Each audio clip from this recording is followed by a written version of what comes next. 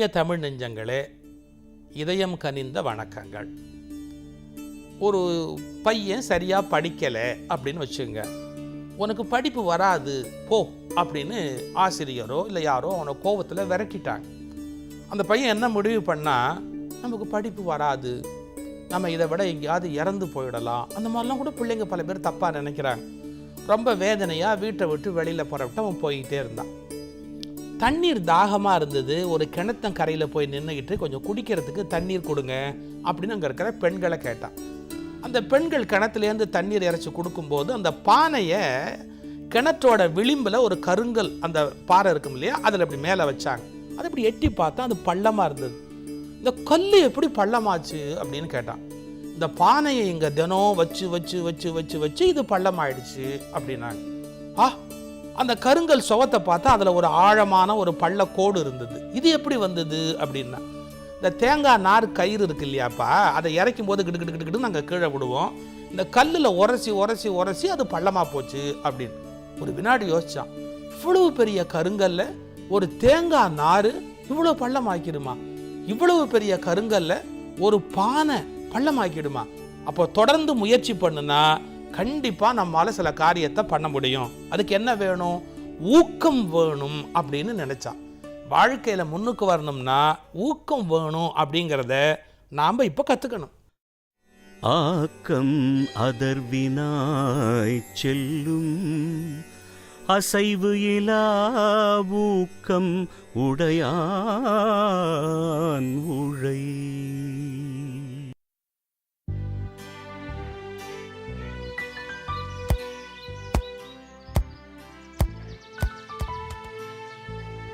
டேய், வேகமா அடிக்காதடா. இனிமேல் பந்தாங்க போனா நான் எடுத்துட்டு வர மாட்டேன். நீ அடிக்காம நான் போய் எடுத்துட்டு வரலையா? நான் என்ன உன்ன மாதிரி தூரத்துல அடிச்சேன். டேய், சண்டை போட கூடாது. ரெண்டு பேரும் ஒத்துமையா விளையாடுங்க. அப்பா திட்டுறாரு பத்தியா? எல்லாம் உன்னாலதான். சரி, பந்து போடுறா. விளையாடவே வரல. ஏன்? எனக்கு ரொம்ப பசிக்குது, நான் சாப்பிட போறேன். கொஞ்சம் இருடா, நானும் வரேன். அம்மா, அம்மா, அம்மா, அம்மா, அம்மா. என்னடா கண்ணு, என்ன விளையாடலையா? இல்லம்மா, எனக்கு ரொம்ப பசிக்குதுமா. எனக்கும் பசிக்குதுமா. ரொம்ப பசிக்குதா? போய் உட்காருங்க, நான் எடுத்துட்டு வரேன். அடடா, பழம் எல்லாம் தீந்து போயிருக்கே, நான் கவனிக்கவே இல்லையே. இந்தாங்க, இது ரெண்டு பேரும் சாப்பிடுங்க. பழமா? சீக்கிரம் கொடு, எனக்கும் பசிக்குது. இல்லங்க, நான் மறந்தே போயிட்டேன். அடுத்த வேளை பசங்களுக்கு சாப்பிட இங்க ஒண்ணுமே இல்ல. என்ன இல்லையா? நீ முதல்லயே சொல்லிருக்க கூடாதா? சரி சரி, நான் இப்பவே போய் தேனும் பழமும் கொண்டு வரேன். எங்க என் குடுவ? மழை வர மாதிரி இருக்கு. மழையா? நீ ஒன்னும் கவலைப்படாத, நான் சீக்கிரமா வந்துடுறேன்.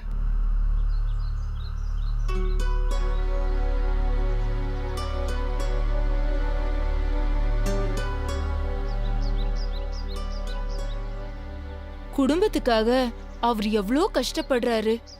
எல்லாம் ஏன் தப்புதான். நான் நேத்தே சொல்லியிருக்கணும். மழை காலத்துல பெய்யாத மழை கோடை மழையா இப்ப கொட்ட போகுது. காத்தும் மழையும் ரொம்ப அதிகமா இருக்கும். நாம அதுக்குள்ள சீக்கிரம் வந்துடணும்.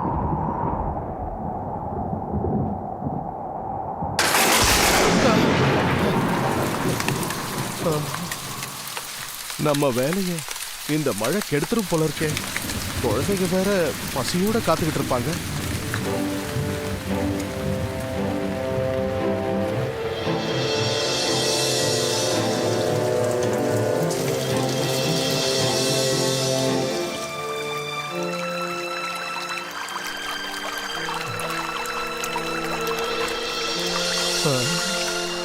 காட்டாத்து வெள்ளம் வேற கரை புரண்டு ஓடுது. இத நாம எப்படி கடக்கிறது? இந்த நேரம் ஆத்துக்குள்ள இறங்கினா வெள்ளத்துல மாட்டிக்குவோம்.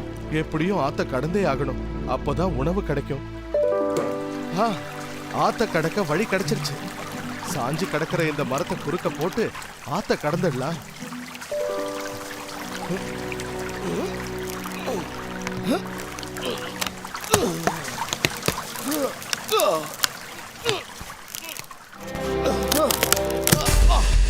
காஞ்ச மரம்னு நினைச்சா மழையில ஊறி இந்த மரம் ரொம்ப கனமா இருக்கே.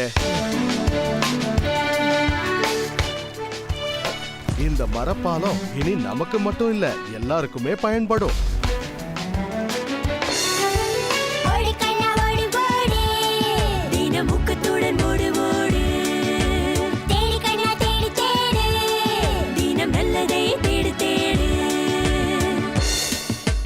பழங்கள்லாம் நல்லா பழுத்திருக்குது.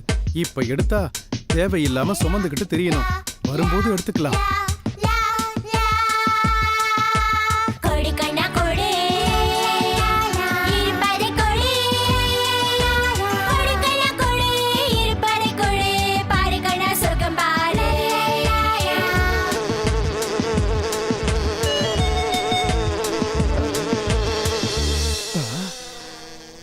தேனீக்கள் பறக்கிறத பார்த்தா பக்கத்துல தான் எங்கேயோ தேன்கூடு இருக்கணும்னு நினைக்கிறேன்.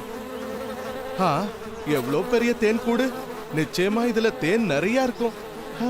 பட்ட கஷ்டத்துக்கெல்லாம் பலன் கிடைச்சிருச்சு.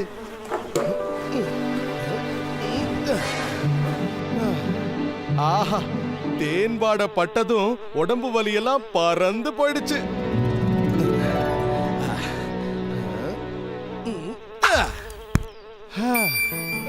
நினைச்ச மாதிரியே நிறைய தேன் இருக்கே. அமாவாசைக்கு ரொம்ப நாள் இருக்கிறதுனால தேனீக்கள் நல்ல வேளை தேனை காலி பண்ணல. நமக்கு அதிர்ஷ்டம் தான். ஆஹா, தேன் ரொம்ப சுவையா இருக்கு. பசங்க ரொம்ப விரும்பி சாப்பிடுவாங்க.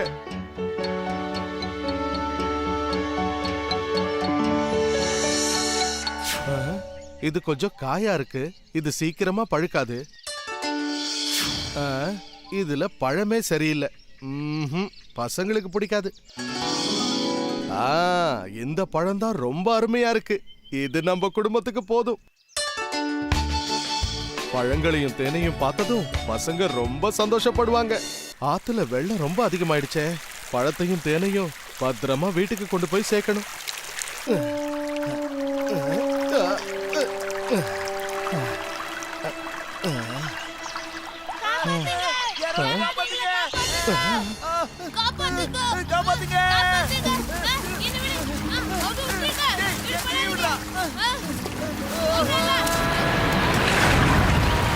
அடடா, முயல்கள்லாம் தண்ணில மாட்டிக்கிட்டு இருக்கேன்.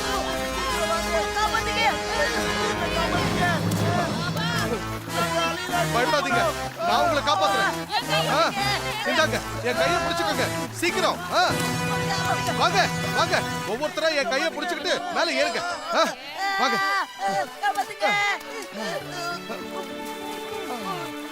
அப்பாடா.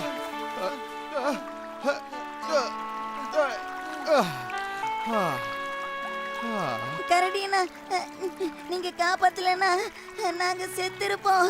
ரொம்ப நன்றிண்ணா, உங்களை நாங்க மறக்கவே மாட்டோம். ஆமா, எப்படி வெள்ளத்துல சிக்கினீங்க? நாங்க எல்லாரும் எப்பவும் போல ஓடி புடிச்சு விளையாடிட்டு இருந்தோமா. அப்போ திடீர்னு வெள்ளம் வந்து எங்க எல்லாரையும் அடிச்சிட்டு வந்துருச்சு. அது இப்ப நினைச்சா கூட உடம்பெல்லாம் நடுங்குது. ரொம்ப பசிக்குது. எனக்கும் பசிக்குது. என்கிட்ட வாழைப்பழமும் தேனும் இருக்கு. சாப்பிடுறீங்களா? இந்தாங்க, யாரும் சாப்பிடுங்க. இந்தாங்க. ஒண்ணும் இல்ல, இன்னும் நிறையவே தரேன். எடுத்துக்கங்க, சாப்பிடுங்க. இந்தா எடுத்துக்கோ. சரி, மறுபடியும் மழை வரதுக்குள்ள உங்க இடத்துக்கு நீங்க திரும்பி போயிடுங்க. ஒருவேளை இந்த ஆத்த கடந்து நீங்க போகணும்னா பக்கத்துல இருக்கிற மரப்பாலத்தை பயன்படுத்திக்கோங்க. கவனமா போகணும்.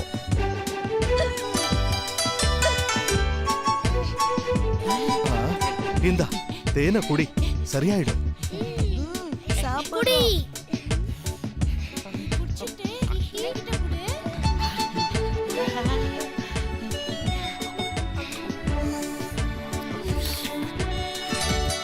ரொம்ப நன்றி கரடியாரே. பரவாயில்ல, பத்திரமா கிளம்பி போங்க. வர.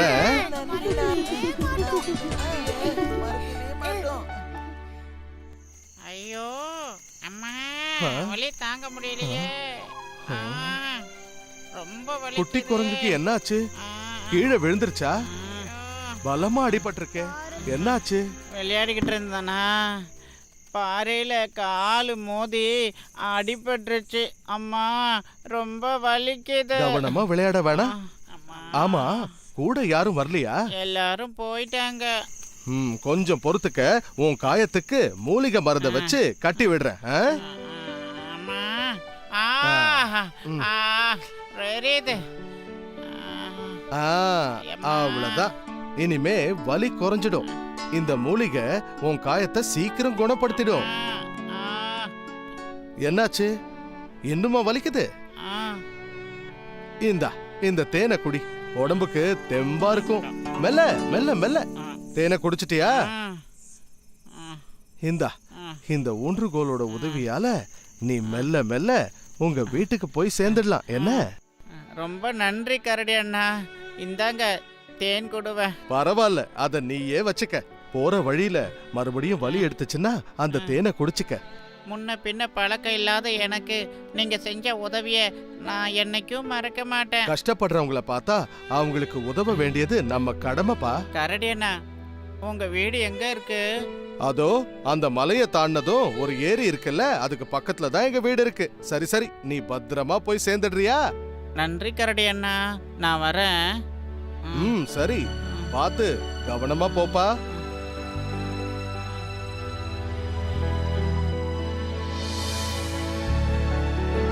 பசி தாங்க முடியலம்மா. அப்பா எப்பமா வருவாரு? இவ்ளோ நேரம் ஆச்சு, இன்னும் அவரை காணுமே. பசங்க பாவம் பசியால வாடிட்டு இருக்காங்க.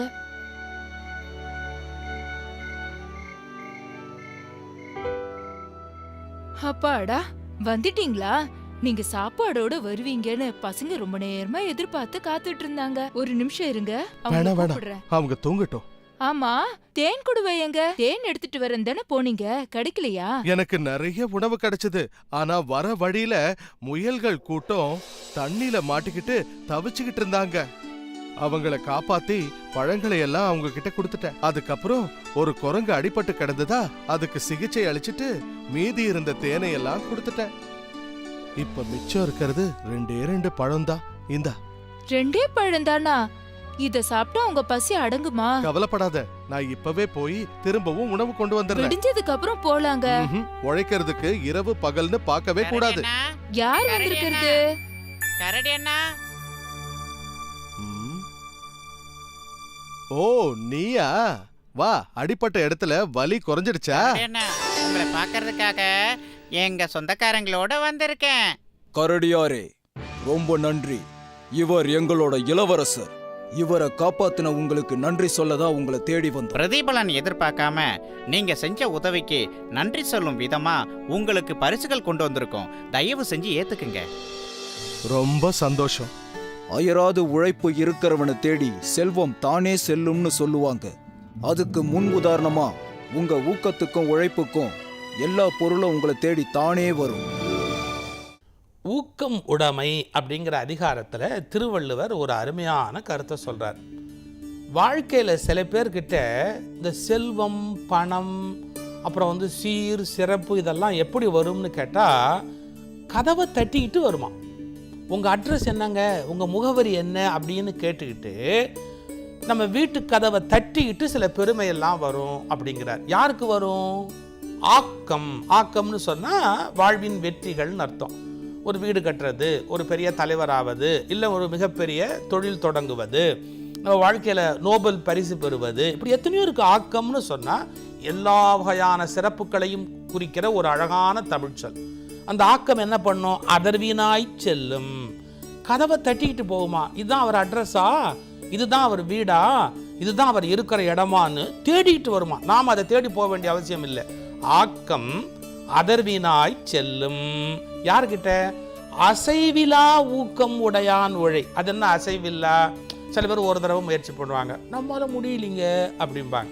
2 தடவை முயற்சி பண்ணுவாங்க, முடிஞ்ச வரைக்கும் முயற்சி பண்ணிட்டாங்க அப்படிம்பாங்க. ஆனால் பாருங்க, ஒரே ஒரு வித்தியாசம், ஜெயிச்சவனுக்கும் ஜெயிக்காதவனுக்கும். ஜெயிக்காதவன் முயற்சி பண்ணியிருக்கான், ஜெயிச்சவன் ஜெயிக்கிற வரைக்கும் முயற்சி பண்ணியிருக்கான். அதான் வித்தியாசம். அதுதான் அசைவில்லா.